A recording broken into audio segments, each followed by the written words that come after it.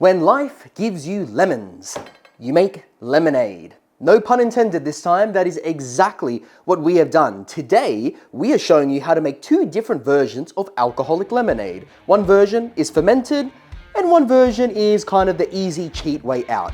So let's show you how we made both of these.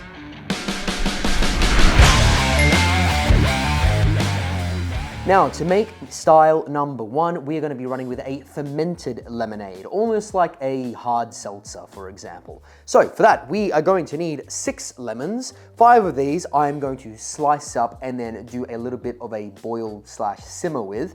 One of them I'm going to reserve for at the very end, squeezing this juice in fresh into our fermenter. But it is important to remember that we do need to wash our lemons. So here I've just got a little bath of phosphoric acid. I'm just going to soak them for a couple of minutes and make sure they're nice and clean. If you don't have phosphoric acid at home, you can just wash them in the sink, use dishwasher, whatever, dishwashing liquid I should say. Just make sure that you give it a good rinse off afterwards. Now let's talk about our sugar mix. Now let's talk sugar. It's not Colombian snow, I promise, I promise. This here is a combination of dextrose and lactose. To be exact, 350 grams of dextrose and 100 grams of lactose. If you don't have access to dextrose, which is literally just corn sugar, you could just swap this out with table sugar, raw sugar. Probably wouldn't do brown sugar, be a little too thick on the palate.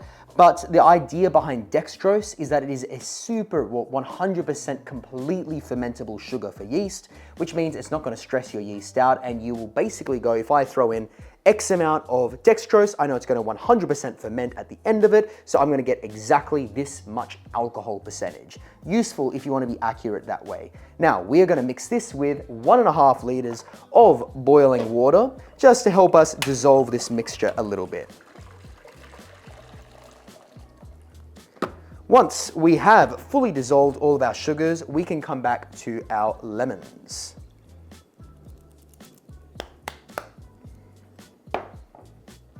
Another reason why dextrose is so useful is because, as you'll notice, it dissolves insanely quickly. It dissolves much, much easier, much, much faster than regular table sugar. It's already 100% dissolved. It's crazy how fast that stuff goes through. Now, the reason we're using lactose is because we are going to be fermenting this out, and our yeast is going to eat all the sugar available here except for the lactose, because it is a non-fermentable sugar. So what that means is that 100 grams of lactose is going to provide the sweet backbone of our alcoholic lemonade, because even though all the dextrose is going to get fermented out and provide our alcohol, that lactose is going to still be remaining at the end, giving us our final sweetness. Now, let's go to our lemons. Now, something that is essential when you are making lemonade is you need to be drinking limoncello. If you want to learn how to make this delicious little masterpiece, you can click that video right on up there where we'll show you how to make both limoncello and limecello. Oh god damn, that is actually so good. Let's get back to our limes though. We need a knife. We are going to slice up 5 of these lemons, nice and like kind of thin. The idea behind this is that we are going to simmer these lemons for about 20 minutes to half an hour, just to try and help get maximum flavor extraction, because we want flavor not just from the juice and the flesh itself, we also want some flavor extraction from the skins, because something that I've learned from making limoncello is that all your flavor with limoncello comes from the skins. You don't use any of the juice. So I figure if we use our skins in our lemonade, we're gonna get more of a complex lemonade flavor, because instead of just using juice, we're also gonna get some of that zest come from the skin itself. I almost chopped my finger just then. That would make good YouTube. Now, after I slice all these up, we'll throw them in the pot. And there we go. Now, we're gonna throw all of these into our sugar pot. I am also going to give them a little bit of a squeeze as I do so, just to try and get a bit of that juice out, help that flavor extraction just a little bit. And now we are going to let this simmer for half an hour, 20 minutes, half an hour. Now after this has simmered for about half an hour, we'll come back to finishing steps and fermenting it. But now let's cut over to our lemonade number 2.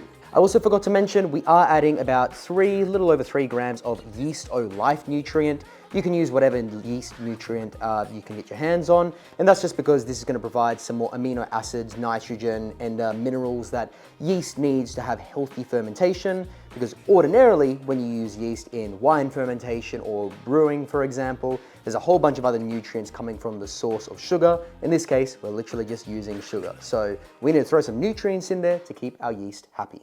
Lemonade number 2 requires a new drink. This time I'm drinking the hazy pale ale that we made on the channel not too long ago. Link to that video right up there if you want to learn how to make a juicy, refreshing, but easy drinking style of pale ale. And while you're at it, if you want to help support this channel, you can get some merch like we have here, beer banter and bloody good times, or you can help by jumping onto our Patreon in the link down below. But now, talking lemonade number 2, we need more lemons. In this case, we are just going to be juicing these lemons, and we want about a cup of pure, fresh lemon juice to make this other recipe work. So, time to just roll up the sleeves and get to juicing. After we finish juicing out all of these lemons here, we can come back and talk about how we're gonna sweeten this bad boy up. And there we go. Through the magic of video editing, you can now see all that lemon juice squeezed. I felt every drop of that acid going through my fingers. Wear gloves. Word to the wise, wear gloves.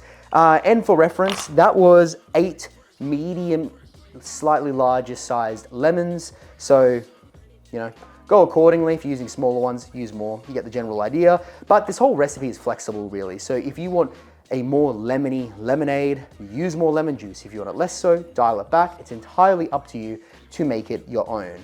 Now, let's talk about sugar. By the way, worth mentioning, I did filter out the lemon with a strainer.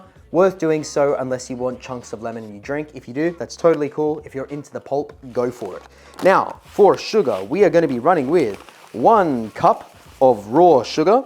You could absolutely use regular white sugar if you wish. I prefer raw sugar because it's got that little bit of molasses in it, so it gives it a little bit of a deeper flavor, a little bit of a richer sweetness instead of just being the kind of stuff that cuts straight through your teeth. But hey, whatever floats your boat. If you like that white candy sugar type stuff, absolutely go for it.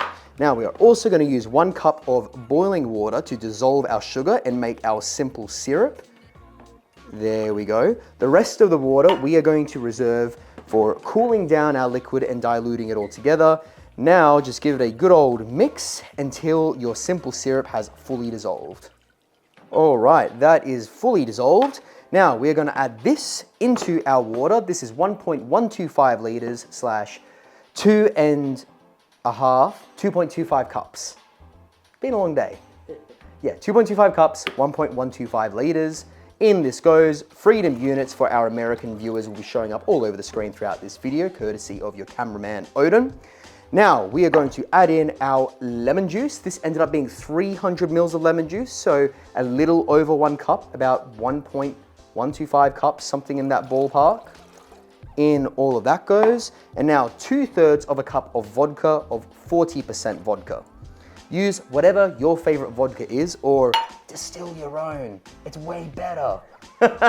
Now, all of this stuff is ready to go into our serving vessel, which today just so happens to be an iGulu. We are going to be releasing a new video about the brand new iGulu next week, but basically the way you can think about this is if there's any kind of fermented beverage you want to make, you can treat this like a coffee machine where you throw in the ingredients, you press start, and then it does the whole job for you. Or if you just want a fancy way to serve your alcoholic lemonade, you can put it into the machine and pour it out of a tap, temperature controlled.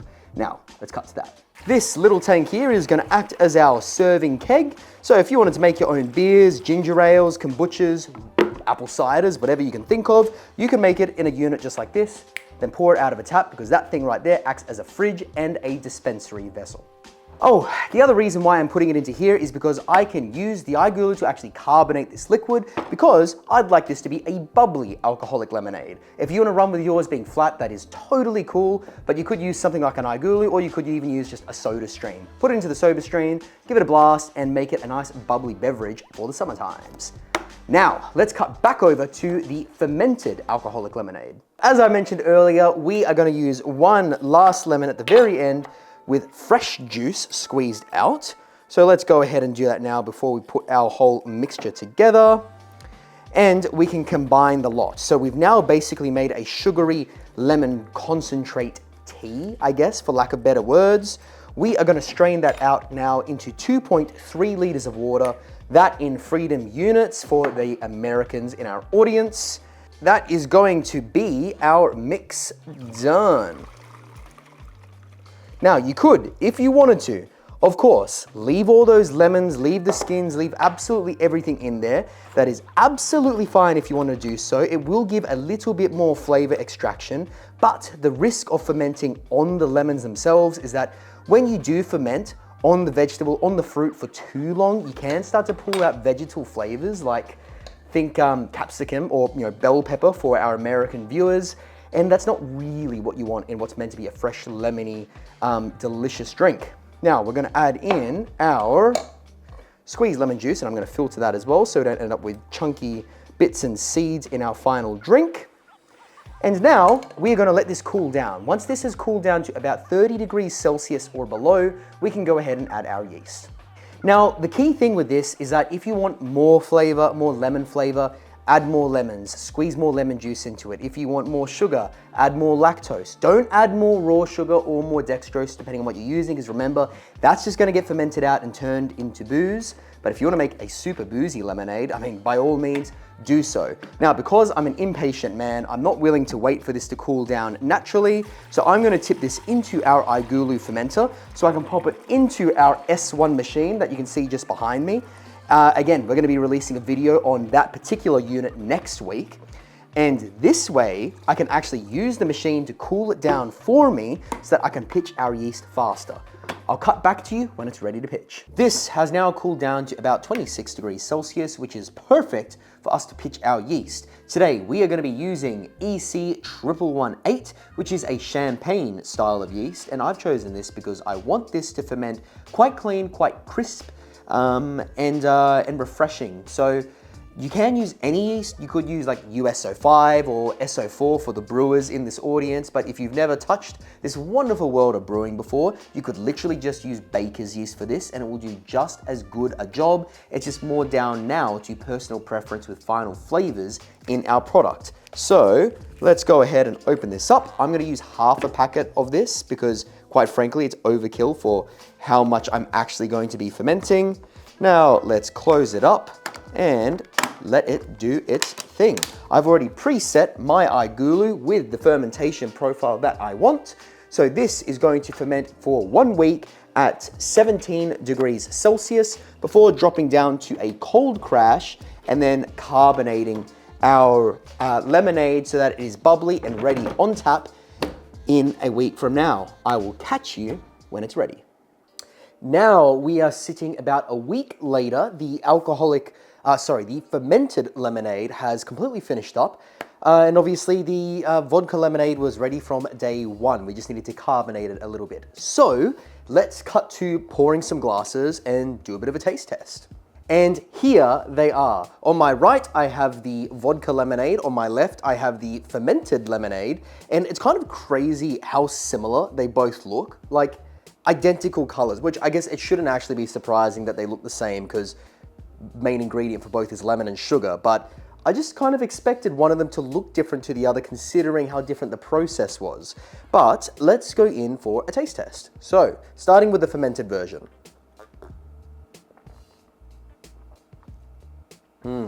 That's actually not too shabby. That's quite good. So fermented one is less sweet than the vodka one. I have tasted this just before camera. It's got a kind of a cleanness to it from the yeast that I used. If you want to go for a little more fruity character in there, I might recommending using more like a brewer's yeast that has fruitier qualities, like an SO4, for example.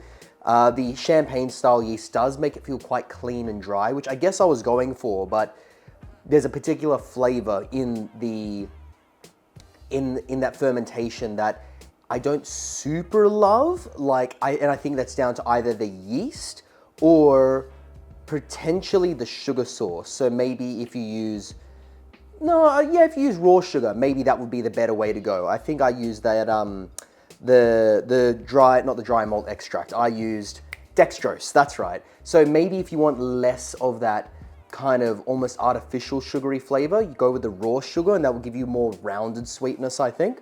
But now, vodka lemonade. Literally just tastes like lemonade. Like, it does not, you don't taste the vodka at all. By the way, the ABV of both of these, I think, is the same from memory. I made them both about 5% or 5 and a little bit percent. I think this one's 5.5, this one's like 5.2 or something. So alcohol levels are basically the same across both, just different flavors. This one is a whole lot sweeter, coming with that sugar backbone, but again, you could just dial up or dial down the sweetness. If I was gonna be drinking a couple of these, I'd probably dial that sweetness down, because I think I can have one and that probably gets just a little too sweet for my palate. But if you have a sweet tooth, this would be perfect. But which is best?